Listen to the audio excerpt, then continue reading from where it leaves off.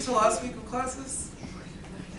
Did I get that right? Or am I too, do I have an off by 1 error? There's like 1.5 after this. Yeah, we're close. Yeah. So we have 2 more lectures. We have one on Tuesday on a topic that I have yet to determine. It'll either be image-based rendering, I think is what it usually is, or if I feel like it, I might replace it with geometry because that's my prerogative. Now, usually the last lecture in the class, the professor talks a little bit about what they do, so we'll see. And then let's see. So today is Thursday. A week from today, I'm going to invite all the assorted graphics researchers in CSAIL and in other parts of MIT to come tell you guys what they work on and some of the interesting problems. I think, as we've seen in this class, computer graphics is one of these disciplines that's like ridiculously broad, right? And so it's kind of cool to see that even just right in our local environment here, there's people that are tackling a lot of the problems that we've been talking about. And then after that is your final project presentation, and then you never have to see me again. Cool. So I believe your check-ins are due tomorrow. Yesterday? Were due yesterday? Today's Thursday. So hopefully we've received your check-ins. You know, the policy for the project is that there aren't late days, right? Hopefully you guys have remembered that. Are there any questions about the procedures in the last week or two? I'll try to send some comments in your check-ins soon. Yeah? Will there be any extra final project office hours? Final project office hours. So the reality is, I mean, you were in my office hours yesterday, and there was nobody else, and you were there just with your laptop that didn't have any questions hanging out. So, well, it's my pleasure to meet with you guys, and a few of you have emailed me for like a special time, like you can't make my office hours and you're having trouble with your project, and with every single one of those I've said yes, if that's any indicator. My inclination is not to just hold extra office hours because people aren't going to the ones that already exist. You know? But if there's some help that you guys need, by all means you should reach out. Don't suffer. Any other questions about the project, logistics, any of that stuff? Excellent. Okay, so we're getting there. Yeah. So right. So today I'm going to talk about output devices. Incidentally, unfortunately for you guys, I know on the calendar it says there's a guest speaker on Tuesday. That's actually not the case because just for you, I scheduled my flight back from California in the middle of the night on Monday. So you will have a jet lag confuse instructor on Tuesday, which is part of the reason why I think switching the topic to something closer to my research might be a favorable thing to do. But that aside, for today we'll be talking about output devices, which really, in a sense, kind of ends our graphics story, right? In this class, we started with some pretty theoretical stuff. You know, we talked about curves and animation and how to deal with things. We've slowly gotten more and more low level. We talked about rasterization techniques, which are what's used in the GPU to draw things. Then we talked about the GPU hardware itself. And now, of course, there's one last link in the chain, which is that, you know, at the end of the day, computer graphics is all about displaying stuff. And we haven't actually talked about how you might do that. Yeah, and so that's the totally obvious last little piece of the puzzle that's left to talk about today. And then really we'll have covered the entire graphics pipeline from concept to execution. Yep. So that's our goal for today, is to tell you guys a little bit about output devices, in particular 2D and 3D displays, and a little bit about VR and what goes on inside of these things, including some of the physics and the trade-offs between these technologies. And my bet, again, is as with many of the topics of the last week or two, these are probably things that some of you know far more about than I do, but I'll try my best to share some interesting ideas about the different things that are out there and how people go about thinking about how to work with these different technologies in practice. Cool? All right, so if we step back and think about what we've done in this class, sort of roughly there's this big stack of tools that happens when you write graphics code. Right? The reality is that if we had to write code for rasterizing a triangle every time that we wrote, you know, a piece of software like a video game, we'd be spending a lot of time writing code that essentially just reinvented the wheel over and over again, right? And so just with any area, whether it's writing an operating system or writing graphics software or writing CAD or word processor or whatever, right? The usual thing that we do in computer science is we build up more and more abstractions or layers on top of the actual object that we're trying to work with, yeah? And for the most part, in our class, we've kind of sat in this upper rectangle here, right? The sort of where the user, and here I guess the user isn't even the end user, but rather the programmer is probably a better term, right? right? That we talked about application development. So for instance, when you're talking about splines and all of these different ways to make 3D models, probably that would go in this red square here. We talked about rasterization and shading, which would happen in OpenGL, DirectX, which are libraries for essentially taking care of the most common graphics sort of operations that we have to do. Sitting underneath those are kernels, right? Your operating system and your device driver, which are taking care of some of the kind of low-level, maintenance of bits, moving information around on your computer, and so on. And finally, all the way at the bottom, is a piece of hardware and electrons that are actually moving the signal. Yeah? And so our lecture on the GPU, I would say, kind of sat in this little white area here. Right? We talked about the types of units that are in the GPU conceptually, how they manage threads, and so on. Now we're going to go somewhere down here, right, and talk about, okay, at the end of the day, you have this thing which is coming outside of your computer, and it's connecting, your computer's graphics card to some display device. In this case, actually two, right? My laptop and the projector up on top of us, and sort of what does that signal look like, and how does it get realized as light that goes into your eye? Yeah? Okay.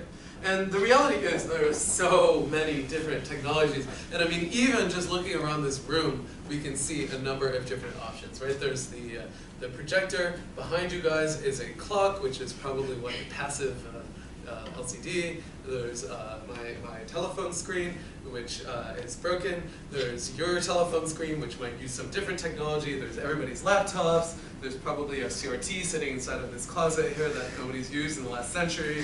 There's a blackboard. All of these different things are different display technologies that operate in different ways. And it's important, of course we abstract this stuff away, but the reality is that somebody has to deal with it, right? And every single one of these, basically interfaces into the physical world needs slightly different data, right? Like your laptop screen might need voltages, and your thing here might need some other power that goes to the light bulb, right? Or actually, probably in the case of this projector, it needs rotation angles for little mirrors that are reflecting light from the projector onto the screen. Right? It's called DLP.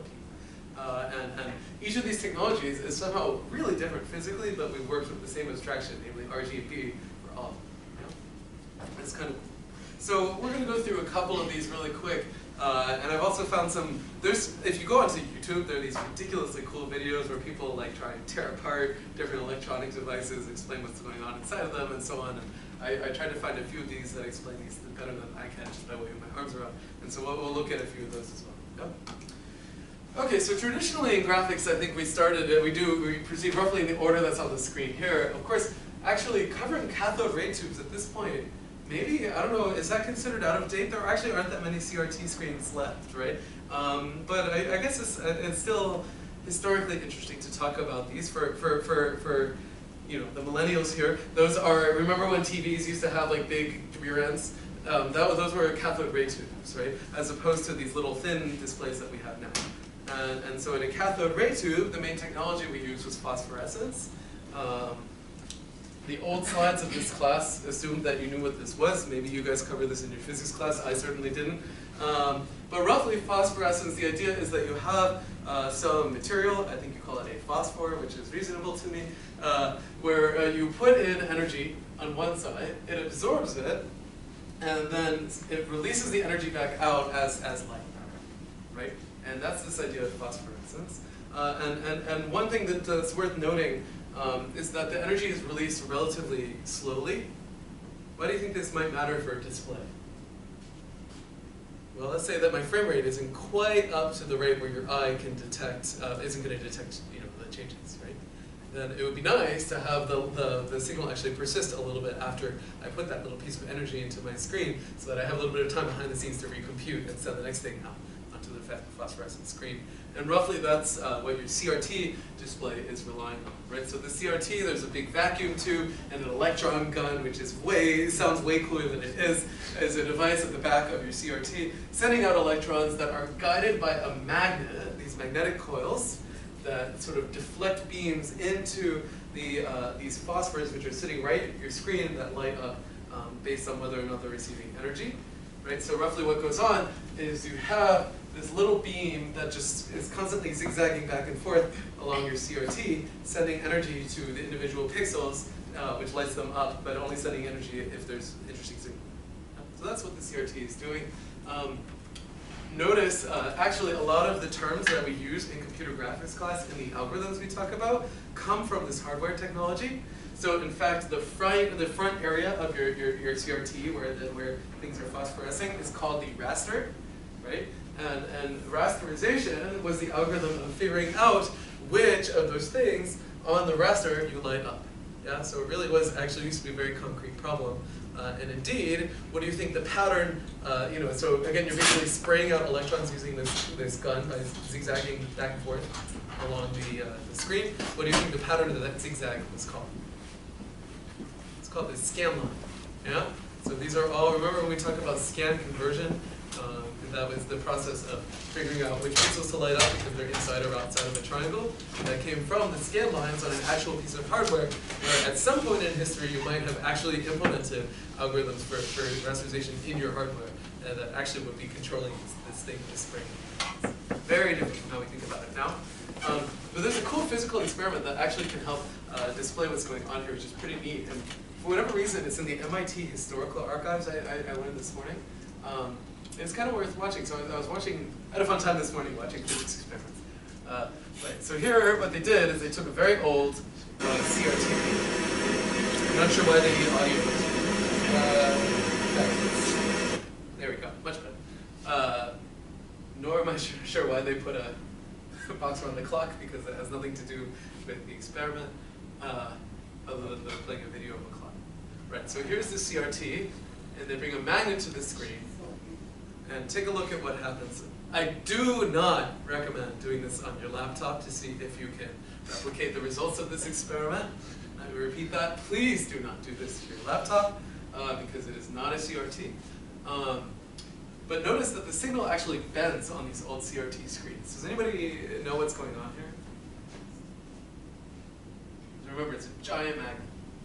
Incidentally, I'm really curious what the geometry of this map is of the circle. It looks kind of conformal to me. I wonder why that is. I think it has to do with the loss of magnetism. But anyway, yeah. The electron beam itself is controlled by what? This magnet is just dragging electrons around. Exactly.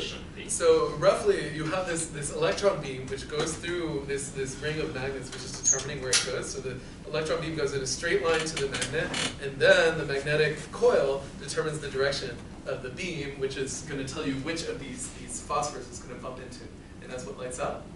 So what happens is essentially this magnet is redirecting the path of the electrons as they go to the outer part of the screen here, and Bambi multi-plane effect.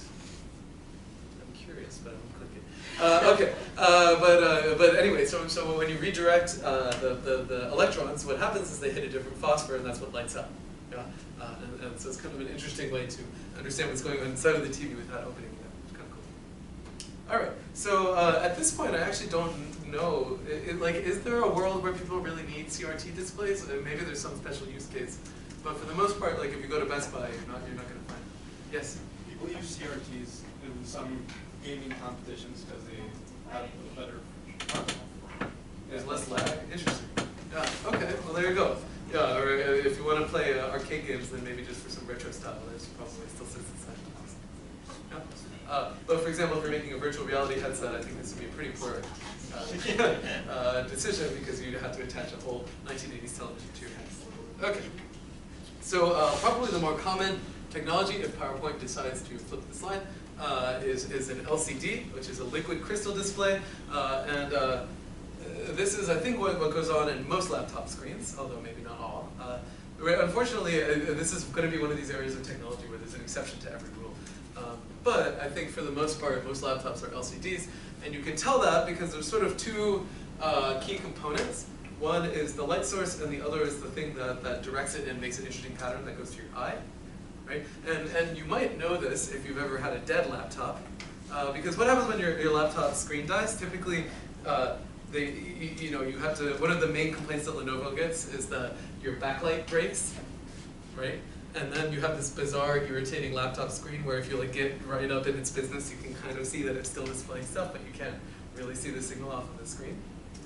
So the reason, what's going on here, is that the LCD really does, there's still a light bulb inside of this object. It's not like every pixel is generating light. Notice this is different from CRT, where the actual light is coming out of these different phosphors. Here, the light is coming from some light bulb that's like around the bezel of your screen. Yeah? And then, but the light that's coming out is polarized, right? So in other words, remember that light travels in a wave, and the wave is aligned with some plane. And so the light that comes out of your LCD is aligned with one particular plane. Okay? So here's the thing about polarizing lenses. I don't know, have any of you guys ever had polarizing sunglasses before? Yeah? And if you're like trying to do a handstand and like you're sideways, what happens? All of a sudden everything, like what's light is no longer light anymore necessarily, especially outside where maybe the rays are polarized a little. Right? And the reason is that roughly what's going on is you have a wave, that's one shape, right? And it's sitting in some plane. And then you sort of have like a keyhole, which is this little rectangular shape. And so you have this wave that's sitting in a plane, and if it goes through the keyhole like that, then you see the wave. And the wave goes sideways through the keyhole, it just gets bounced back. Yeah?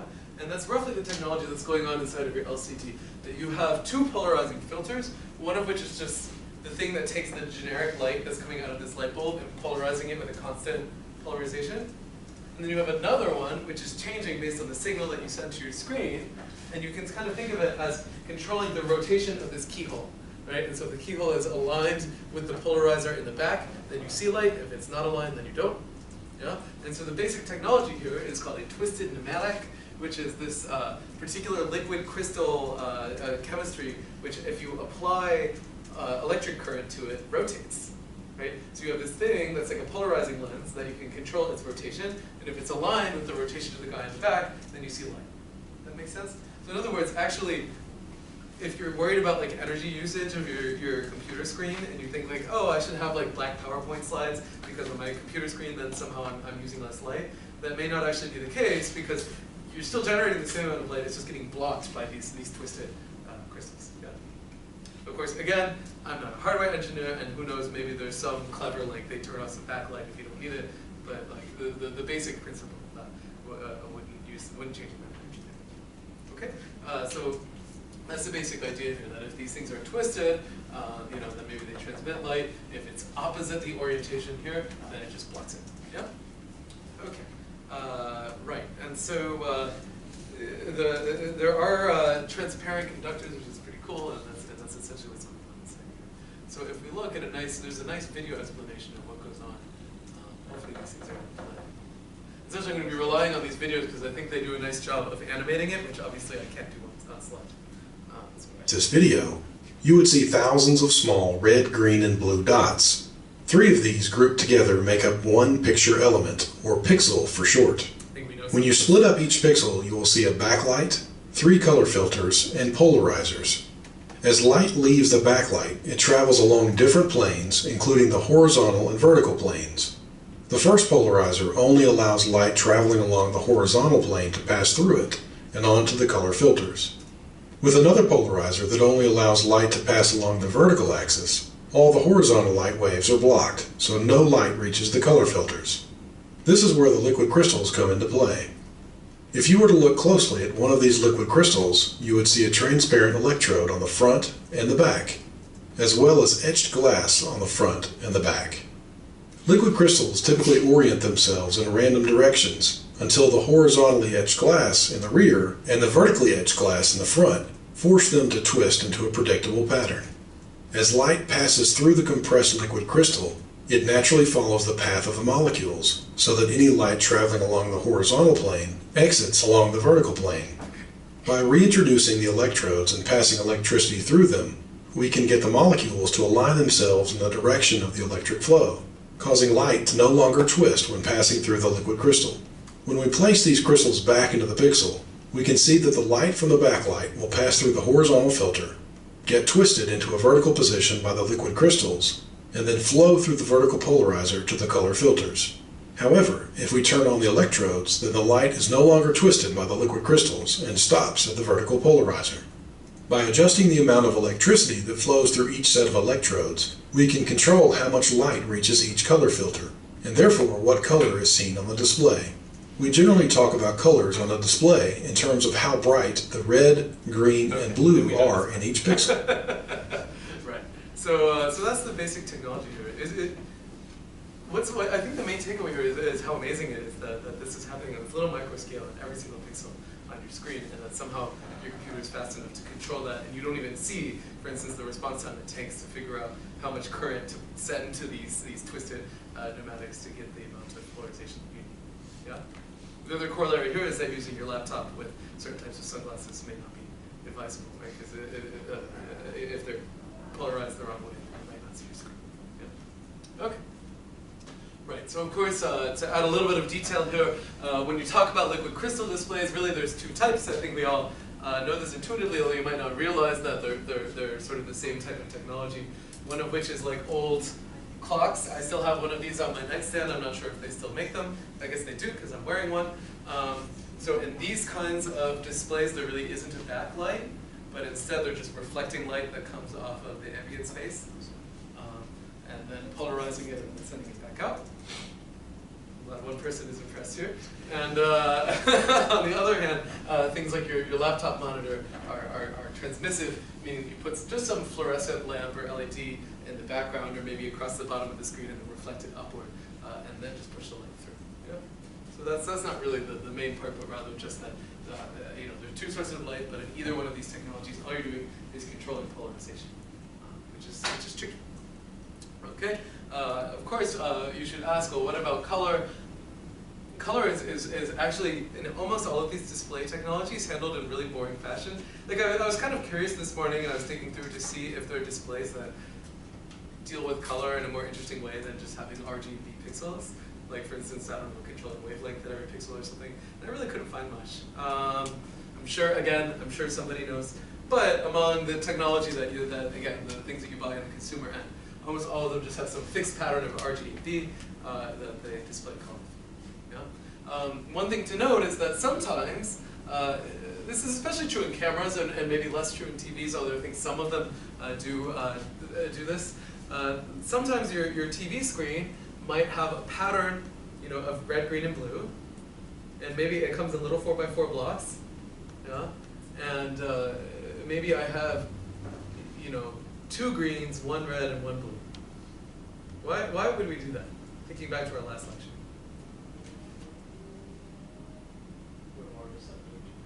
Right, that your eye is more sensitive to certain types of light than others, right? In particular, remember this example, if you look at the Walmart sign, it looks fuzzy at night, yeah? So you can have a pretty low-res blue signal, and your brain might be okay with it, whereas if you have a fuzzy, red or green signal, then it might be a larger issue. Yeah? One of the places I know that pretty much always shows up is those giant LED displays in like sports stadiums. Exactly. One of those pixels will generally be red, blue, and 2 greens on the other diagonal. Yeah. This is called, I think the typical pattern that they use to tile red, green, and blue is called the Bayer pattern.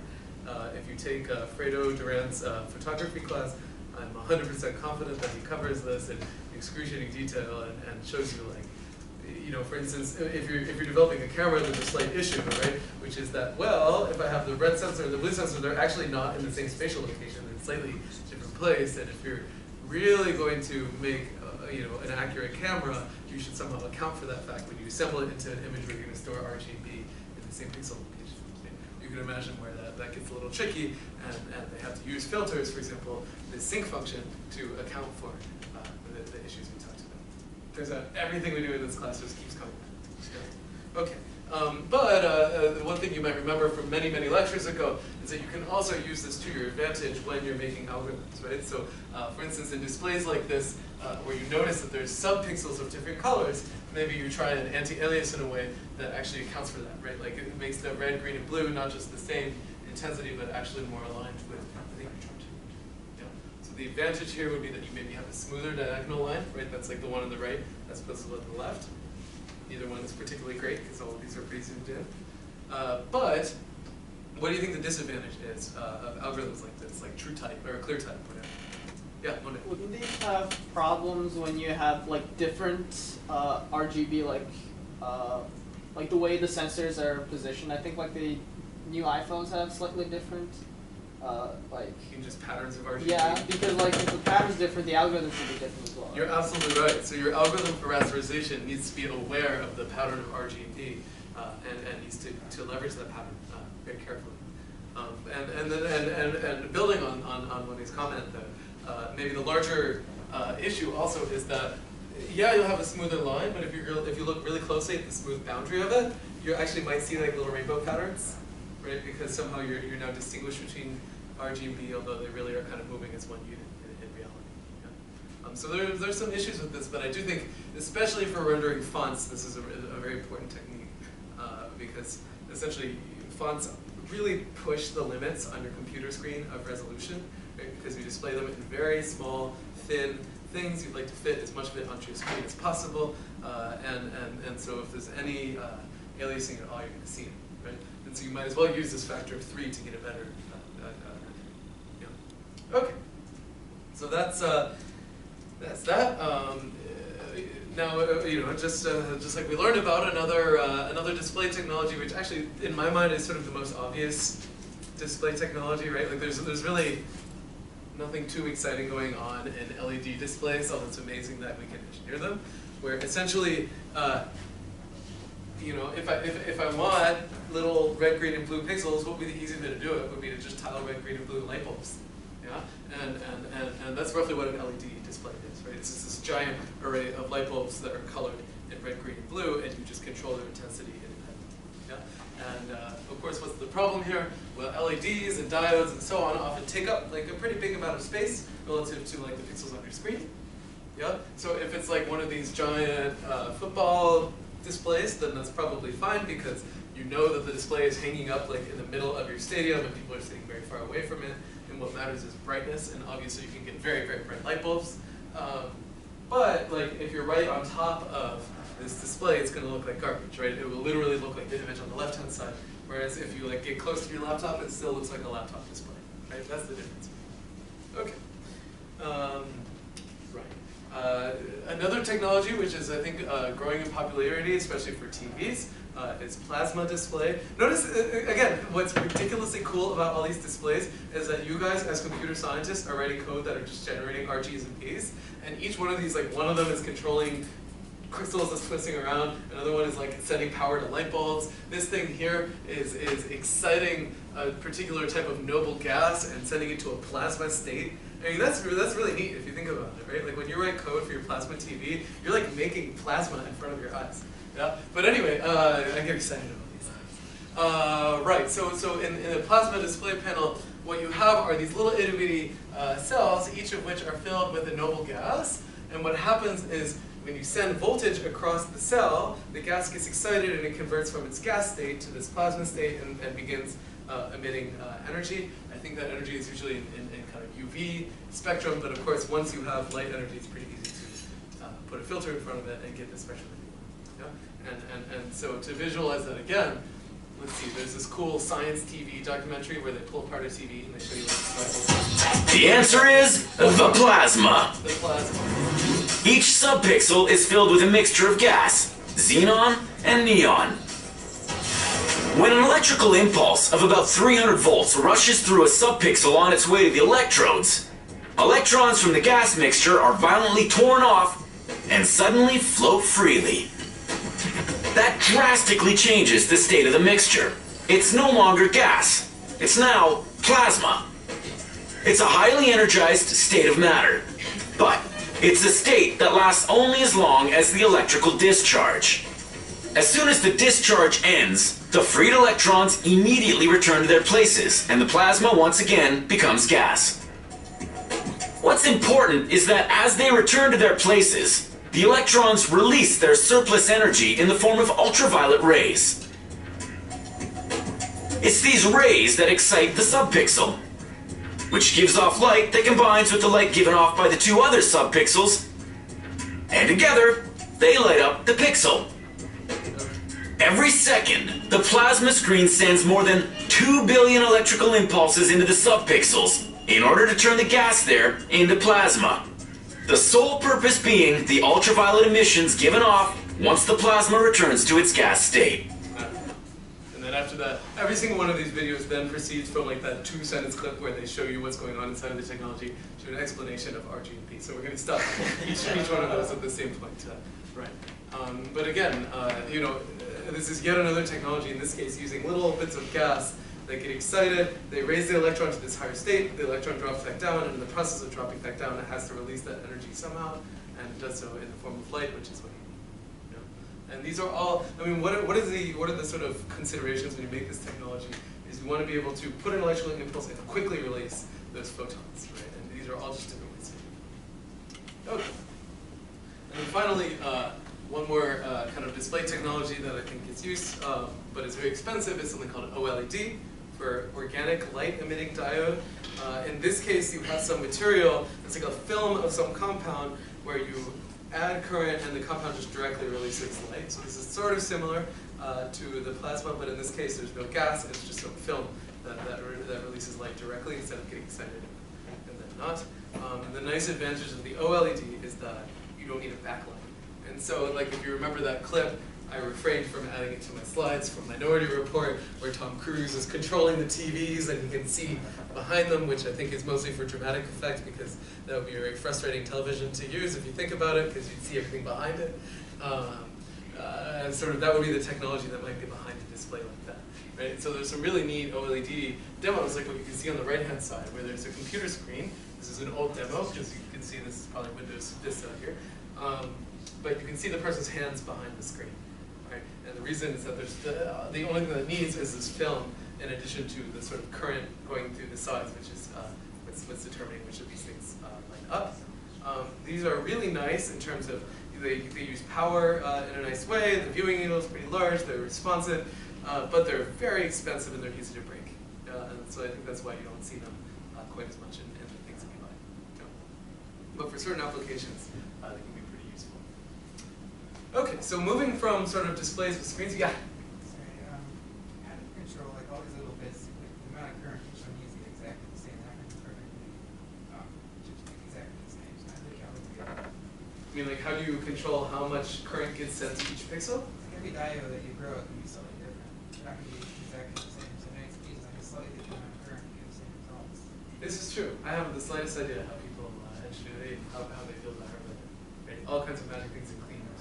But you're absolutely right. Sitting behind every one of these technologies is a lot of really, really smart material scientists and electrical engineers that are very careful making this stuff, and there are a lot of classes that cover this. The EE said it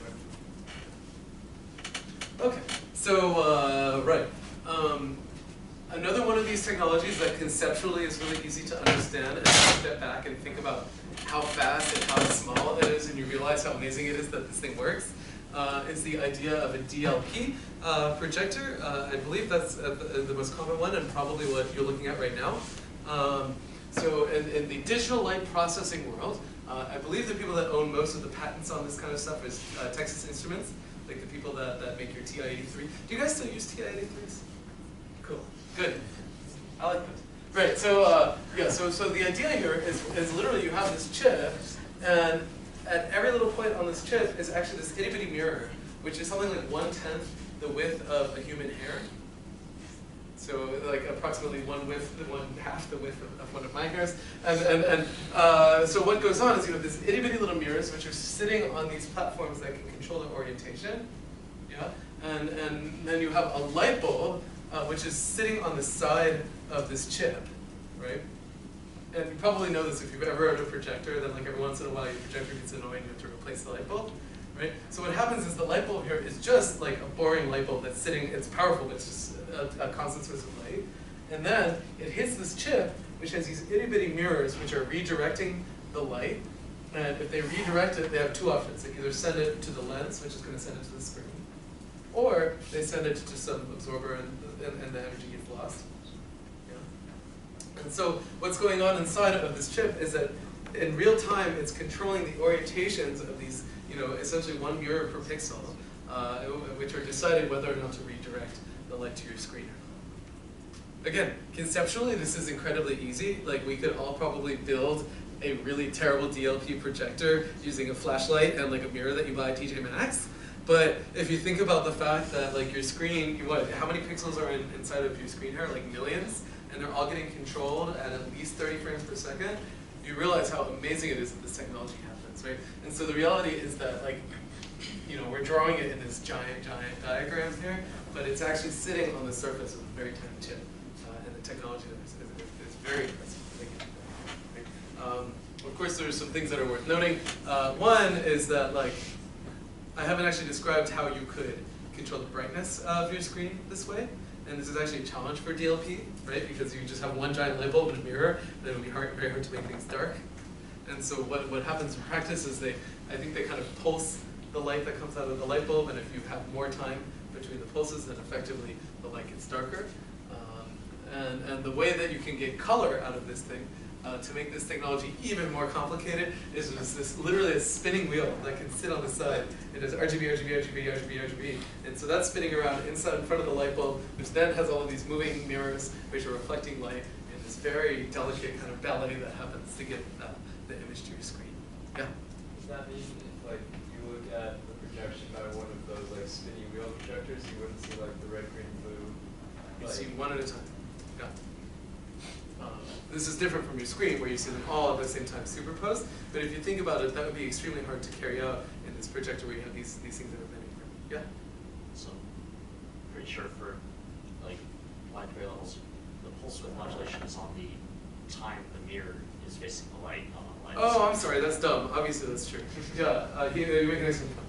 I'm sorry, you don't pulse the light from the mirror, but actually you can control these the mirror is so fast that you can zigzag back and forth between throwing away the energy and reflecting into the screen, and that's what controls the brightness. I'm sorry, what I said before was obviously really stupid, because you would control the brightness of the entire screen.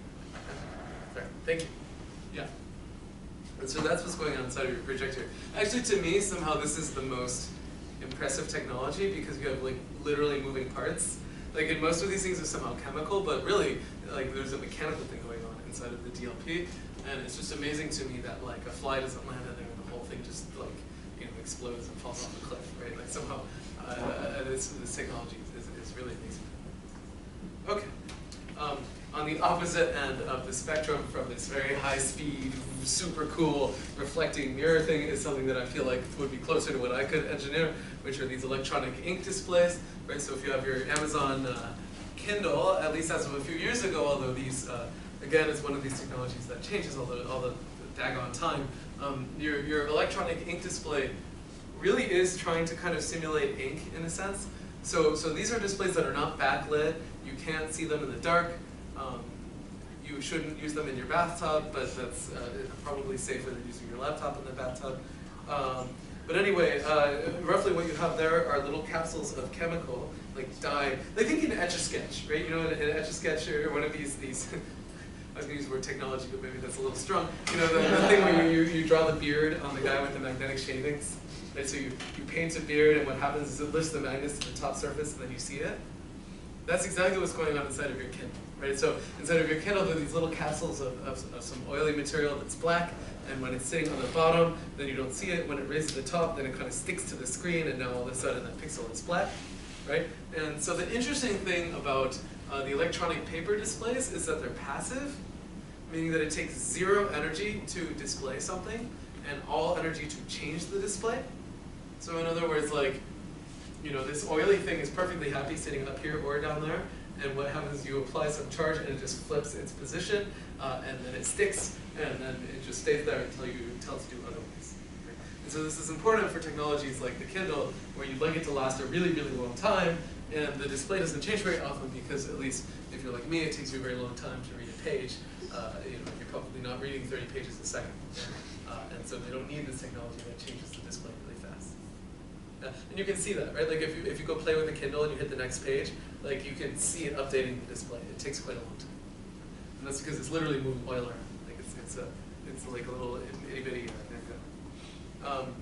One thing you might notice is that there are very few e-books that are color. And this makes a lot of sense, right? Because essentially, the only way that you could possibly get color is to kind of put RGB filters on the top. But this is a subtractive display, right? You're pulling up black oil to stop your screen from reflecting stuff. And so to get that to work with color, the effects usually are not very good. And you lose 1/3 or 2/3 of your pixels, right? And so the reality is that you just don't see too many color ebook displays. Although again, I think that's slowly changing as people manage to make these little cells smaller and smaller and smaller. Yeah. these things I think can be backlit, but the backlight is pretty boring. It's literally just a light bulb that helps you see the ink. Okay. So those I think are the main display technologies that we have in terms of sort of displays that you can see without attaching them to your head. And I think those are the majority. I'm like looking around the room to make sure I haven't forgotten any. One of the cool things about being a student in the 21st century is you see this technology around you. Right. Another thing that we should, of course, talk about are 3D displays. And in fact, one of the people that works on 3D displays is Wojtek, who's in our graphics group at MIT. So it's kind of cool to trace some of the technology right back to where we're sitting here. Obviously, 3D displays vary extremely widely in their complexity and the way that they work. If you thought the 2D ones, right? So on the simplest 3D display, we have the 3D displays that I had growing up, where you take off your glasses and you replace them with glasses where one eye is red and the other one is blue, and that way you draw two signals that your two eyes are supposed to receive. One is red and one is blue, and that's what you see through the two filters. I think roughly that's what's going on with this cow here, but of course we can do a lot better than that. Yeah. Now, this is something that I think gets neglected in graphics class a lot, because we talk a lot about rendering and ray tracing and so on. It's important to note that, although we talk about all these algorithms whose job it is to produce two-dimensional images on your screen, the world is 3D, and we should remember that there are certain reasons why we see in 3D that we're essentially throwing away in graphics, right? And so, in general, if you're looking at a computer screen and you're playing a video game, you can sense depth, but a lot of the depth cues that you get are sort of secondary to what you get when you're walking around in a room, right? Because at the end of the day, your computer screen is flat.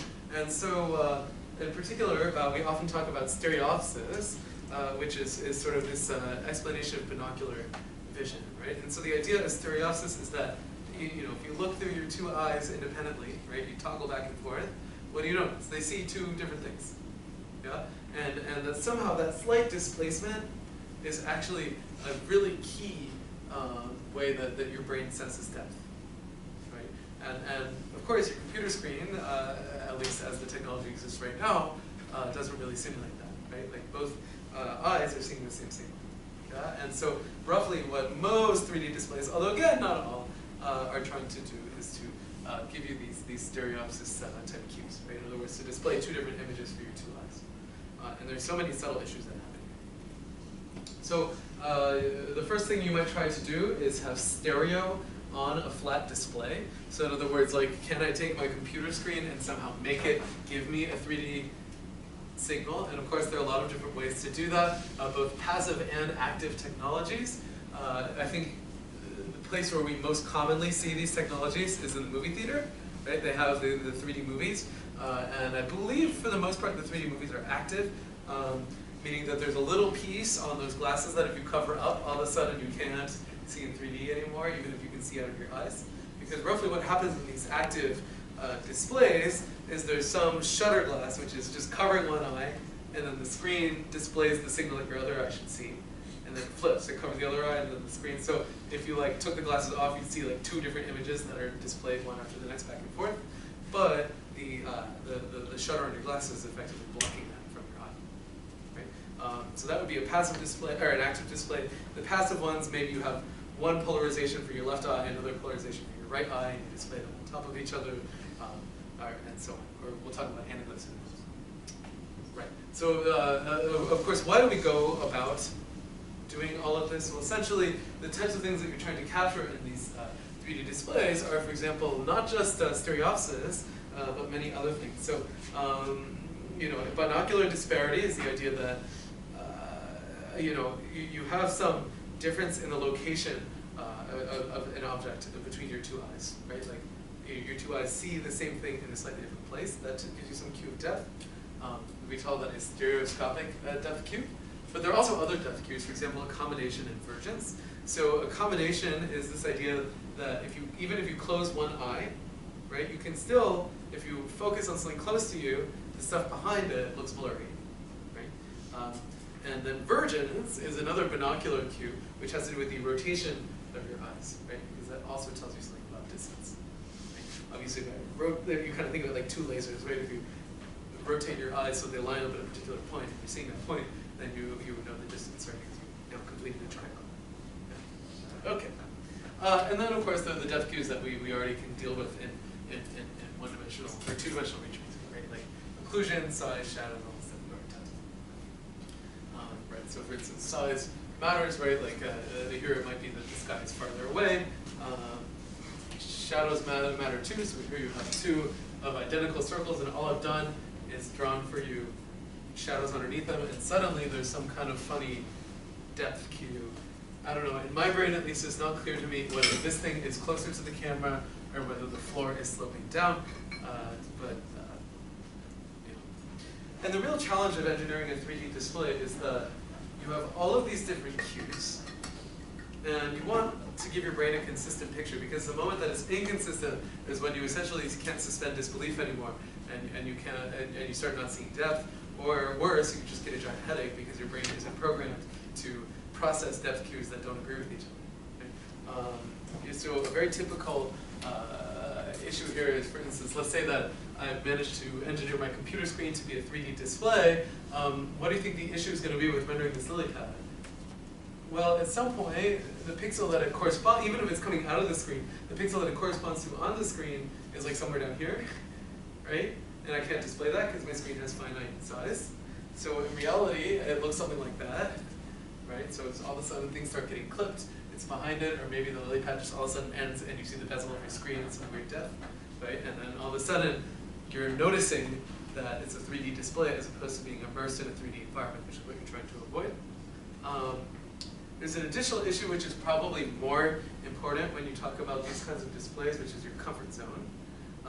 So I don't know, how many of you guys, usually it's about 1 in 10. If you go to a 3D movie, you get a little bit like dizzy or sick. I do. Yeah. Oh, look at that, it's about exactly 1 in 10. Cool. Right, so this is a big issue, right? That for a lot of different reasons. So for one, in fact, the two that come to mind, one is that movies have one thing that's very unnatural relative to what you experience in your everyday life, which is that they cut a lot, meaning that you have one clip and then all of a sudden you change camera angles and you're looking at a scene from a different viewpoint. And think about what that means for your 3D display, right? Like it's annoying enough in 2D display, it's like just jarring. But in 3D display, you're asking somebody every time you cut, and maybe the focus of the camera, for example, is close and then far, you're asking them to physically move their eyes, yeah? So you're giving these people a workout by essentially just changing what they're focusing on over and over again. This can create a headache. Another issue has to do with vergence. So, you know, they tell you you shouldn't cross your eyes. In other words, that you really shouldn't like focus on something that's like right in front of your face. And for some people, this is very painful. This makes sense because your eye is essentially some piece of hardware that gets, like any other muscle, gets strained if it's getting pulled apart too far. And so one thing that you have to do is engineer your display in this kind of funny way because, well, maybe you're perceiving something right in front of you, but it's getting displayed on some screen back here, and so the vergence cues are a little bit ambiguous, and maybe people get confused, they zip their eyes too close or too far, or maybe they're just sitting too close to the screen and you're trying to stimulate something even closer to their face, so the end result is that you're asking them to cross their eyes, right? And people get very uncomfortable in movies like this very often. So the typical solution here is that although depth cues are important, they're not so important that you can't get them a little wrong. And so oftentimes what we'll do roughly is just, and they call it depth correction, but it's really kind of the opposite of that. That you take what maybe is the correct, depth image, and you just dampen it a little bit, like you make something a little farther than it should be, so that people's eyes are relaxed. Yeah, and this is a perfectly reasonable thing to do. Yeah. In fact, and maybe you try to correct with that using other cues. As you can see, all kinds of scary engineering goes into these things, and then once you engineer them, you then need to have all kinds of user studies to make sure that sort of your theory of like what accommodations and things your brain are willing to make really aligns with the hardware and people's experiences. Yeah. Okay. Next we'll talk about some auto stereoscopic displays and multi-view stereoscopic displays. So let's say that I really want to simulate a 3D object, right? Well, these 3D TVs are really just simulating two eyes from one perspective, right? But that's different from like a 3D shape that if like I walk to the side of it, I see a different part of that shape. Yeah? And so you might ask, like, can you engineer a display that does that? And of course the answer is yes, and there's all kinds of interesting ways to do it. Right? So in one idea, you have an auto stereoscopic display. Now, instead of sending the two signals to your two eyes by just like covering one up and displaying the other, one kind of tricky thing, I think it's easier to see on the right-hand side, is to have a display and then like a little barrier sitting like some depth in front of that display. So that roughly what happens is the light from some pixels the light goes out kind of diagonally, and thus you don't have to wear some kind of 3D glasses to filter. If you take this to an extreme, one thing you could do would be to insert what people call lenslets in front of every pixel here, which are like little curved lenses that curve so that every pixel is in fact sending out a light field, right? In other words, that like the light that goes out to the left is different from the light that goes out on the right, because these little lenses are redirecting from every pixel in a slightly different way. And so what this can allow you to do, especially with these lenslets, is as you walk around the screen, you're seeing different parts of that spectrum that are getting released by this lens into different directions, and that's what creates the depth effect. Yeah? And so the end result is that you get this binocular parallax. In other words, that your eyes are seeing different images without the need for glasses, because effectively, instead of covering your eye and displaying, what these things are doing is just displaying stuff in different directions, which is really close to what the physical world is doing. There are a lot of different ways to carry that out, and I think they were pretty successful in this Nintendo 3DS thing. Less so that LG tried to incorporate it into a phone, but I think the world wasn't ready for that yet. And as far as I know, I mean, how many of you guys have a phone with a 3D display? How many of you have a phone with a 3D scanner, by the way? I think that's going to change in a year when I teach this class. Okay. Right. So there are all kinds of cool ways to engineer these stereoscopic displays. I mean, what do you think the trade-off here is? It's usually in resolution. Do you see that? Because now all of a sudden I have a different image that I have to display in every possible different direction. So it's squeezing inside of every pixel now is a bunch of different images I have to display in different places. And so I need light bulbs that face all these things. When I say light bulbs, I mean this abstractly. I don't mean an actual light. Yeah? Okay. Right. So for example, here there's this holographica display, which has essentially the equivalent of 45 views. So if you get right on top of one of these displays, you'll see that it has this lens that kind of looks like a little polygon, sort of like that, right? And so what it does is it has maybe multiple pixels sitting underneath this lens, and then it redirects light in these different directions so that you see different things depending on where you are. Tricky stuff. Yeah? It's basically how those things work. Exactly, yeah. So if you ever have one of these bookmarks that you rotate and you see like the little horse galloping, I didn't know they still have do they still make those? Oh, okay. Right, that's the technology there, but instead of pixels, you just have a printed image. Yeah. So if you were a really ambitious elementary school kid, you might have ripped the lens off, and if you look underneath, it's like a weird image with a bunch of vertical stripes, and that's because each stripe is getting reflected in a different direction. Okay. So in fact, a few years ago, Vortec managed to engineer a real-time 3D TV where they coupled that with a special type of camera that had a similar type of lens on it that was collecting this kind of light inward, and then a TV that was reflecting it back out. And of course, as you can imagine, this is a giant headache from a hardware perspective and a software perspective to get right. Let's see if we can see the results here. People gain three-dimensional information from a variety of views. Two of the most important ones are binocular parallax, seeing a different image with each eye, and motion parallax, seeing a different image when you move your head. We have built a display that provides both of these three-dimensional cues to multiple users without the use of glasses. It's like holding a knife. We have also built a complete 3D television system that allows for real-time acquisition, transmission, and display of dynamic three-dimensional scenes. All of the footage in this video shows live scenes that were simultaneously acquired, transmitted, and shown on the 3D display. I love watching these.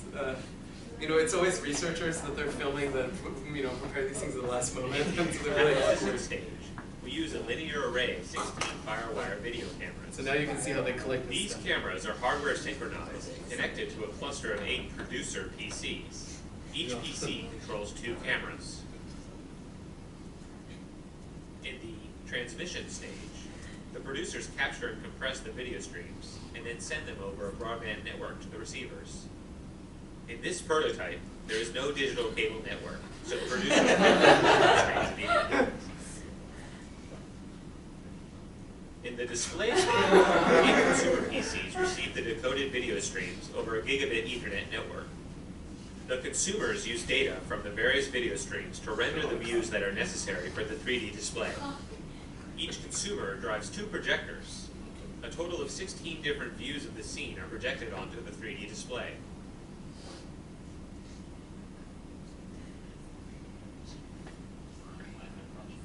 Right, so you can imagine like the intern that trips over and knocks one of these cameras out of place. Like, A single lenticular sheet focuses the light this is from like different that views bookmark, onto right? a reflective surface as vertical stripes. The reflected light then passes back through the lenticulars towards the viewers. The overall effect is that 16 views of the scene are visible from different positions in the viewing area, resulting in a 3D image with binocular and motion parallax to multiple viewers. Alrighty. We now show more shots of dynamic scene. But you can see here the trade-off too, that even, obviously this was a very early system, but you can see that they're really blurry images. And the reason is that it's really hard to collect this data, and it's really hard to display it, right? It's a really tough challenge, especially on those old computers.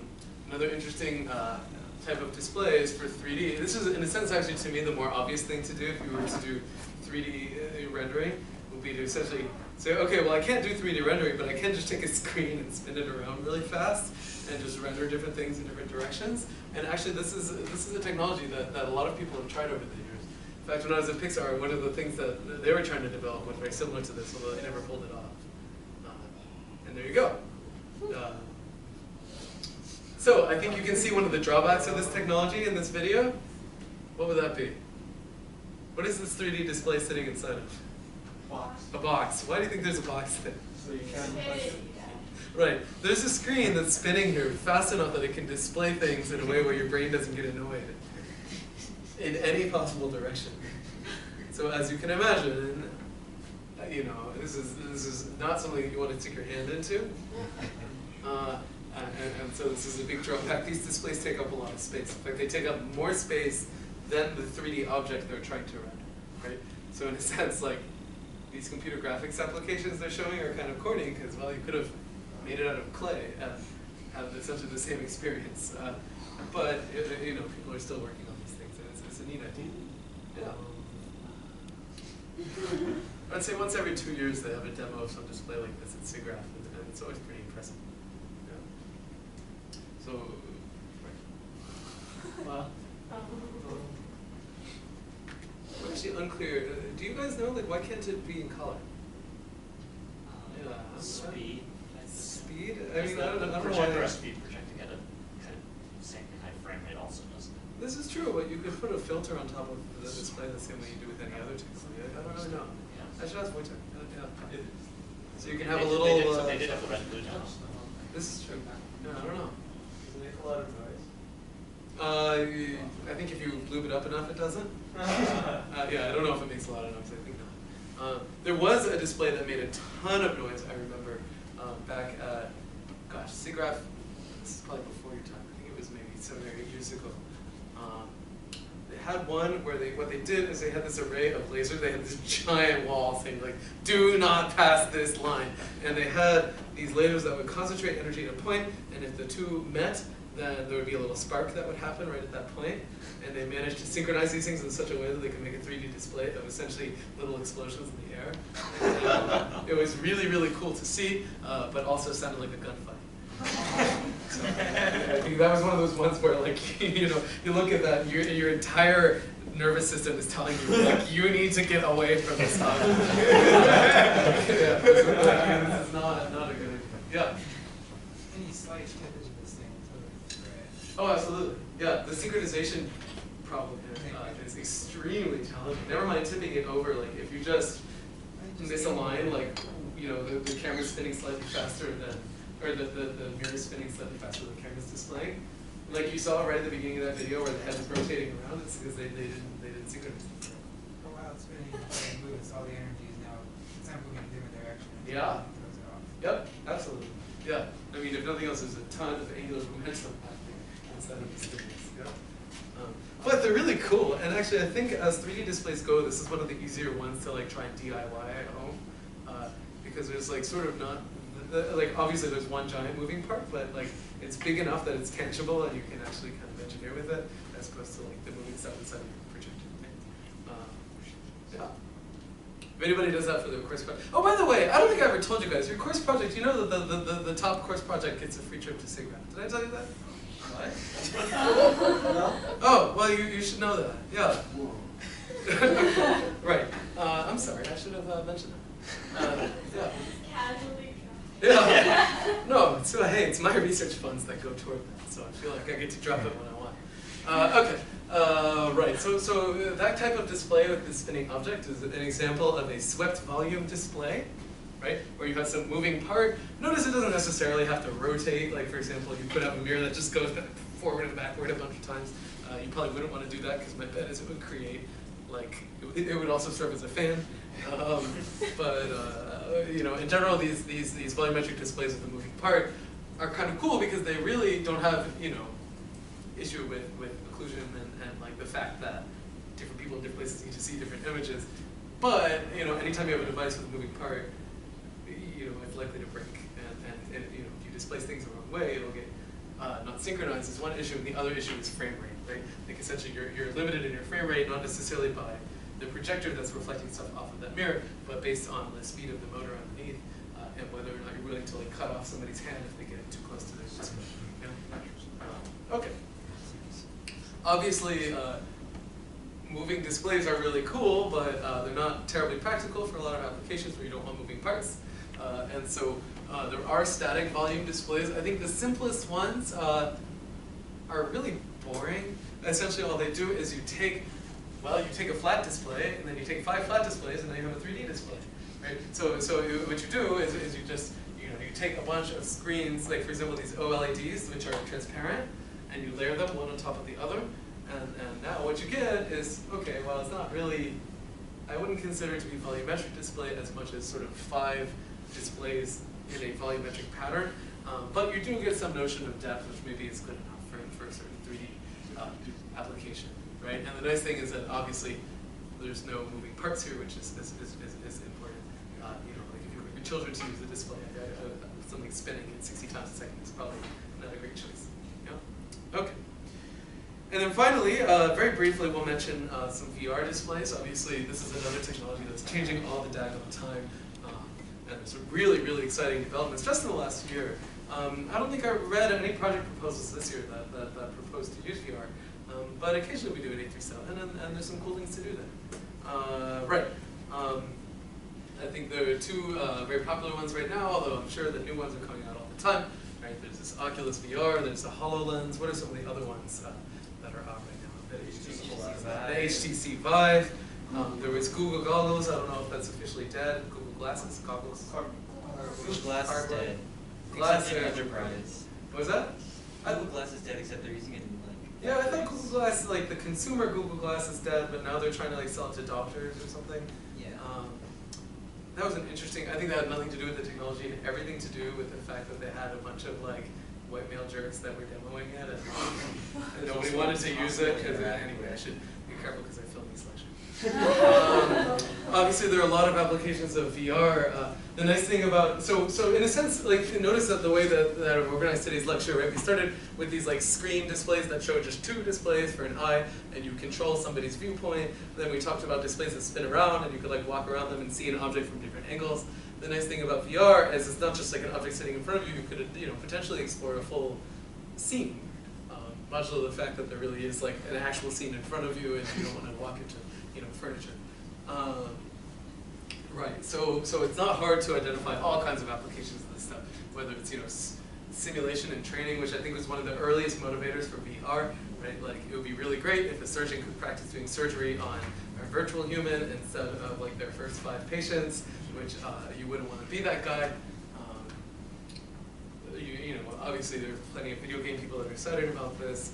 You could imagine having a very immersive type of Skype where you talk to somebody and you're not distracted by all the stuff around you. Engineers like this stuff. So for instance, I work a lot with people that do physical simulation. And one of the challenges that I think even has come up in some of your course projects is it's very hard to even just look at a virtual simulation as you carry it out. Like for instance, I've had at least 3 of you guys in this class who are excited about smoke simulation, run into the problem of, I'm writing my smoke simulation code and I think it's right, but now I want to look at the smoke. And that's kind of a problem because it's this volumetric thing, and I have a 2D screen, and now I have to come up with a nice rendering algorithm. Well, you could use much worse rendering algorithms plus a VR display and probably communicate interesting information about your smoke in sort of a more natural fashion than having to worry about like really heavy-duty path tracing or something. In these promo materials, they for some reason firefighting always comes up when they talk about VR.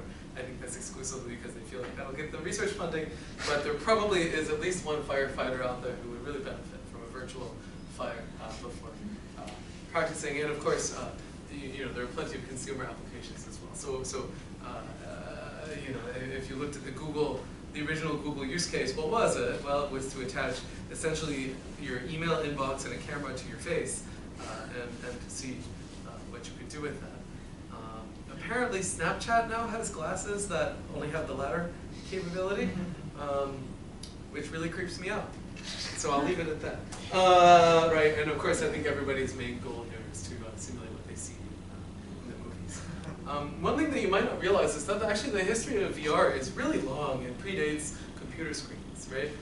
So there was a very long time ago, and a piece of technology that apparently really excites Magnus here, there was the idea of just having 2 static images that you wanted to display to somebody. Well, what's the best technology for doing that is roughly what the Google Cardboard does, which is like just smack 2 images right in front of your 2 eyes and make sure that they don't see the other one. And that was actually invented by Wheatstone, Brewer, and so on. Moving forward, 100 or 200, 130 years.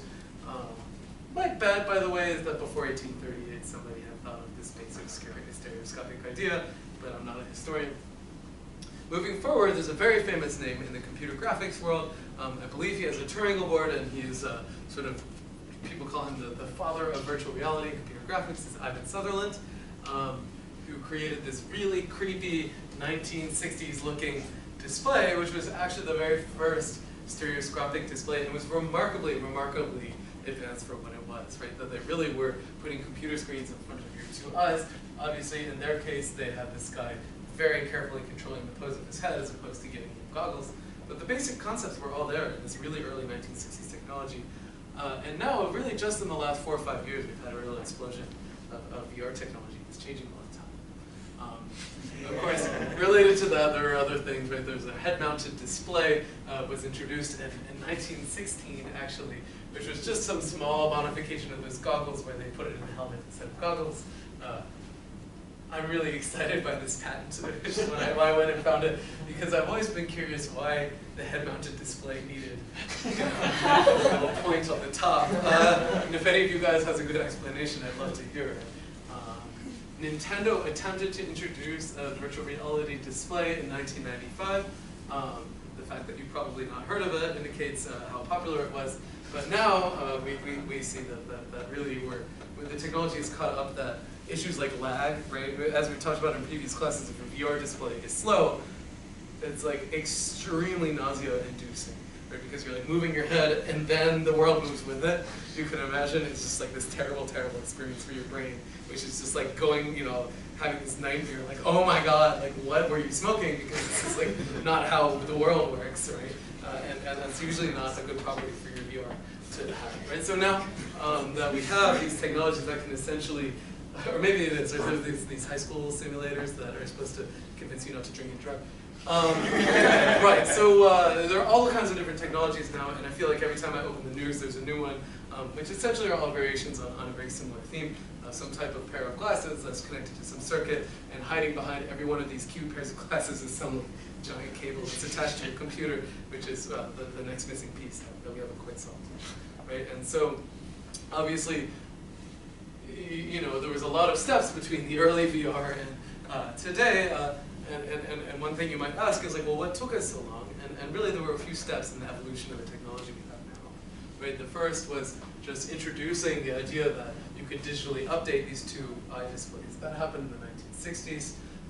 In the 80s and 90s, the field of human-computer interaction and haptics started to become a thing where people really started to care about how people interacted with their computers. And then these ideas of virtual reality really came back as potentially a nice user interface that they weren't thinking carefully because engineers are perfectly happy with their CRTs. And then finally now, really the main developments seem to be in the hardware end, right? That even it's still amazing to me that this phone with recipes from my mom on it, apparently, this thing is faster than the computer I had on my desk 15 years ago, right?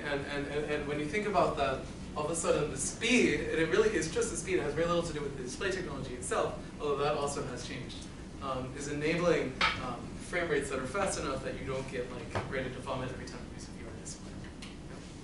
So if you look at the original display from Ivan Sutherland, it actually was, again, it's incredibly advanced for what it was, and I encourage you to look up this old research paper because it's one of these historically really fascinating sort of developments that just came from nowhere, right? And so all in this paper, he had 2 displays, he had rendering, he had some very rough version of head tracking. You can actually see it here. There's his head tracking. It's a piece of hardware.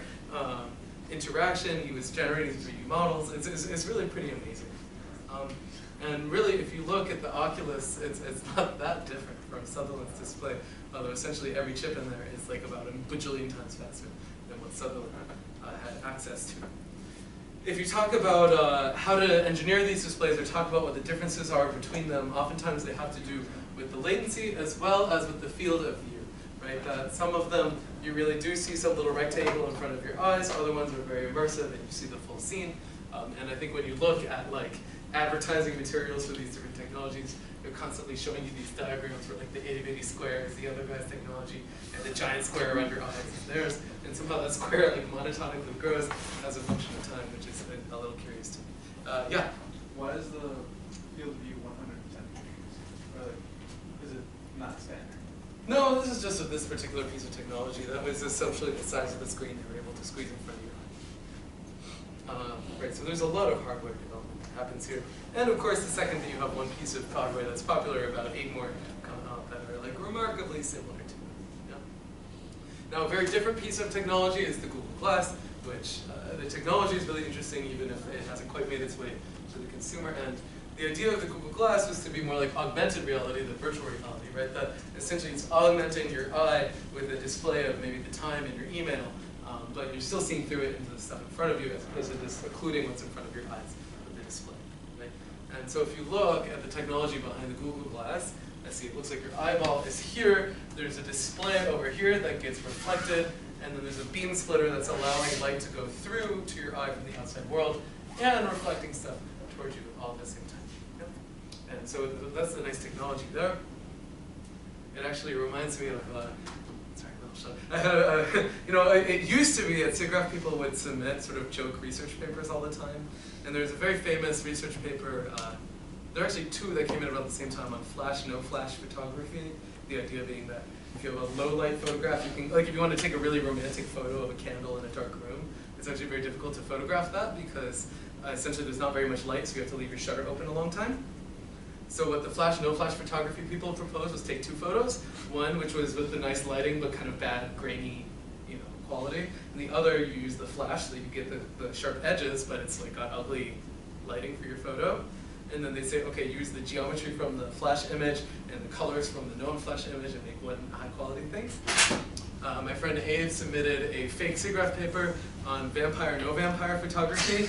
And as I was looking at the technology for Google Glass, it's remarkably close to what Abe was proposing 10 years ago, where roughly, as everybody knows, you can't see a vampire in a mirror. And so if you have a camera and you have the vampire, then you put, or you have 2 cameras here and here and a beam splitter. Then of course, over here you'll see the vampire, and over here you won't because it's reflected. And so if you subtract the 2 images, you get a vampire matte. Anyway, I refer you to his research paper for this. But this technology dates back a very long time. So there's something called the Pepper's Ghost illusion, which if you guys have ever been to like a really corny version of a Wagner opera, you might have seen, where like, let's say that I'm running my opera and I want to have a ghost in the scene. This dates back to 1862. One thing I can do is actually stage my scene twice. So once, there will be I guess in this case, the ghost, no ghost scene, where you have two stagings of almost identical scene and a piece of glass that's pointed toward the second staging. So in general, you'll see through the glass, but let's say that I have a really, really bright object on the other side of the glass where it reflects. Well, if you have bright enough light, then it will reflect off the surface of the glass and you'll see it, right? And so if you have a really dramatic scene where you want this ghost to appear out of nowhere, what you can do is you have the actor standing in a copy of your scene off stage, and all of a sudden you put a giant spotlight on them that gets reflected off of the piece of glass and into the world. And that's roughly exactly what's going on in the Google Glass, right? They have this really bright display, which is your email, and that gets reflected to your eye. But other than that, you're just seeing through the beam splitter into right? And in fact, there's a really cool demo here. Where they managed to DIY this with Legos. I'm going to show you how to make the and you can see the kind of effect that you get. It's an old special effects technique for creating transparent ghosting images. It works by reflecting the image of the ghost off a clear material such as plexiglass. Right. The ghost is located off to one side when it's out of view. The plexiglass is set at a 45-degree angle to both the audience and the ghost. At this angle, the background remains clearly visible, but the plexiglass also partially reflects an image of the ghost. To the audience, it looks like there's a transparent ghost in the scene in front of them. It's pretty simple. So now I'm going to show you some ways that you can implement this technique. And I'll let you guys watch this video as well. It has all kinds of ways to print papers using the Pepper's ghost illusion. But that's exactly what's going on inside of the Google Glass, right? You've got this little piece of glass that's just reflecting the bright light, which is the cosmos of the display. And other than that, the AR just wants to let you see through. And of course now, in the latest devices, not only might you have a 3D display or some kind of augmented reality, but you also might have a 3D scanner sitting on the other side of your phone that can sense shape. My bet is literally in the next year or two, a lot of the new phone models that come out are going to have 2 cameras, and suddenly you're going to get 3D data. This will be great for people like me who study 3D geometry. But one of the neat things that it allows you to do is once you know the 3D geometry of your scene, you can make a phone that you essentially can see through. Do you see that? Well, I have a camera in front of my phone, so I can just display what the camera sees, and so now there's no phone there at all. But now I can start adding 3D stuff into the scene and actually place it in the right location because I know the 3D geometry in front of the camera. Right? In fact, just recently I was talking to some people at Wayfair, the furniture company, and they've actually managed to engineer this on one of the new prototype phones with a 3D sensor. So what they can do is like, you know, I'm downloading different types of furniture and I want to know what it's going to look like in my house. So what I do is I choose a piece of furniture on Wayfair's website, I hold up my phone, the phone's camera initially is just showing me the other side of the phone, so it looks like there's no phone there. And then I tap a button and it adds the chair to the world, and you can actually walk around, and because there's a 3D sensor, I can keep the chair sitting in one place. It's really amazing you can get this. Yeah. Right. So anyway, maybe we'll stop here. There are a few more slides in the lecture notes, but roughly, when you're looking at choosing head-mounted displays and so on, there's this whole decision tree of different factors that you want to consider, everything from how stressful it is on people's eyes to whether you want them to be able to see through and into the real world, or whether you'd like to occlude it and replace the world with something more interesting, as well as many of the issues of accommodation, focus, and so on we talked about. Okay? So with that, I guess I will see you guys on, what's today, Thursday? I'll see you on Tuesday. In the meantime, I'll go to California and back. And yeah, then we'll have, I guess, 2 or 3 more lectures and your final projects too. Let's turn this thing off.